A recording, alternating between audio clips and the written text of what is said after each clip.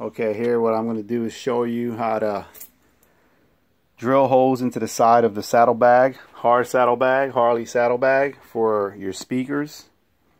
I've seen guys post videos, they just you know, randomly drilling holes. This is an easy way to do it. Take painter's tape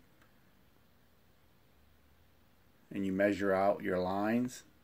It's very easy, simple. 1, 2, 3. There we go.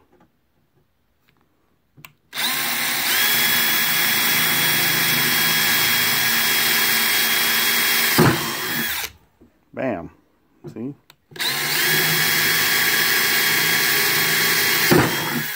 Not so hard. No grills. Just punch out the holes. Cleaner look. For your custom bike builds, this is the cleanest look you can get. Drill out your holes, your sound will come out of there.